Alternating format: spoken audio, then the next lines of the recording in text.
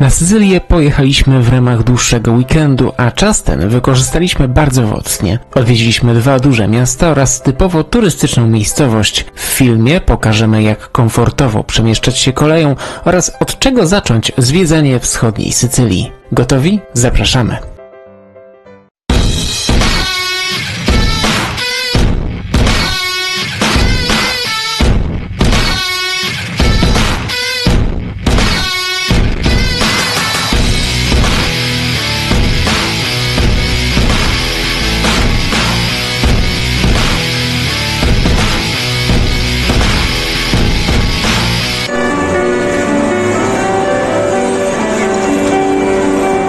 Na lotnisko w Katanii przylatujemy po południu.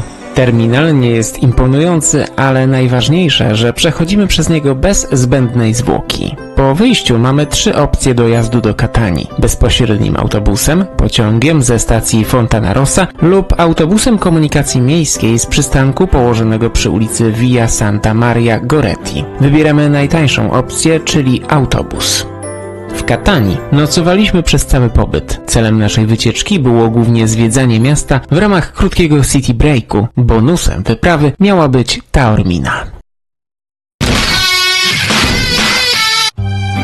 Wysiadamy na placu Borsellino. Centrum Katanii znajduje się na północ od pętli autobusowej, a nasz apartament jest w pobliżu najważniejszych zabytków miasta, zatem zwiedzanie będzie przyjemnym spacerem.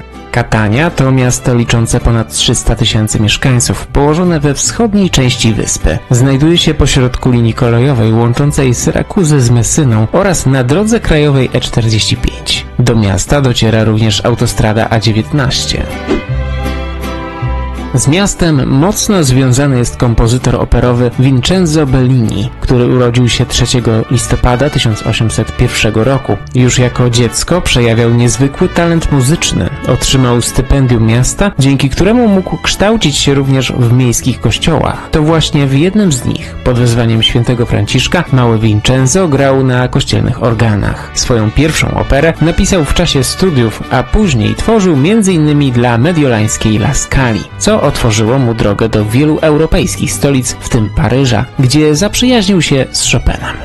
Niestety, podczas pobytu we Francji zachorował i zmarł we wrześniu 1835 roku, mając zaledwie 34 lata. W 40. rocznicę śmierci szczątki kompozytora przeniesiono do grobowca w katedrze świętej Agaty w rodzinnej Katanii. W Katanii znajduje się wiele miejsc związanych z kompozytorem, jak pomnik, teatr czy park jego imienia. Na pewno warto zajrzeć też do lokalnego muzeum. W mieście znajduje się bardzo dużo zabytków, niektóre związane z osobą polskiego architekta Stefana Itara. Więcej dowiecie się z innego odcinka, link na końcu filmu. Dla miłośników plaż i opalania opcją może być wycieczka do małej turystycznej miejscowości położonej 10 km na północ od Katanii, Aci Castello. Polecamy zorganizowaną wycieczkę z audioprzewodnikiem po mieście. We are now in Giovanni XXIII Square, where we can see the central station of Catania, that is the most important in eastern Sicily. Podczas której turystyczny bus jeździ po okolicy, a lektor opowiada historię miasta i jego zabytków. Bus kursuje co godzinę, dlatego polecamy połączyć wypoczynek w Aci Castello z odrobiną historii. Na plaży możecie spędzić kilka godzin i wrócić ostatnim busem do Katanii. Hitem Aci Castello jest pochodzący z XI wieku zamek Normanno. Został on wzniesiony na wyrastającej z zatoki skale, prawdopodobnie w miejscu dawnej twierdzy bizantyjskiej. Obecnie znajduje się tam muzeum.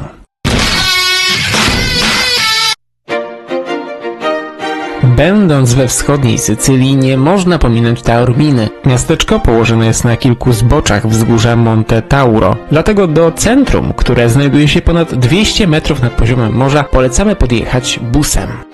Najpierw jednak trzeba dostać się do Taorminy. Najprościej i najwygodniej jest pociągiem z Catania Centrale. Bilety kupimy przez aplikację lub w automacie na dworcu. Pamiętajcie jednak, że trzeba je skasować przed wejściem do pociągu. W Taorminie warto zwiedzić Teatr Grecki, położony w bardzo widowiskowym miejscu, a także zielone ogrody Villa Comunale. W obu miejscach znajdują się szerokie tarasy widokowe, z których zrobicie piękne zdjęcia okolicy. Wejście do teatru jest płatne, a do ogrodu już nie. Jak na turystyczną miejscowość przystało, są tu również plaże. Aby je zobaczyć, trzeba zjechać do Mazzaro, nadmorskiej dzielnicy Taorminy. Najlepiej zrobić to przy pomocy kolejki gondolowej. Mamy jednak złe wieści. Obie plaże są oblegane przez turystów. Jeśli przeraża Was fakt, że Włosi praktycznie nie uczą się języków obcych, to z pomocą przyjdą różnego rodzaju aplikacje dostępne na przykład w sklepie Play. Chcemy zapłacić. Radzimy poszukać przed wyjazdem. Pamiętajcie, że Sycylia jest w strefie unijnego roamingu, zatem będziecie mieć dostęp do internetu w każdym miejscu.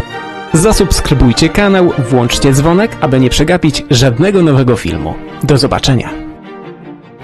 Zainteresowaliśmy Was Sycylią? Po prawej stronie ekranu zobaczycie linki do pozostałych filmów. Znajdziecie tam jeszcze więcej ciekawych miejsc i inspiracji z Katanii i Taorminy.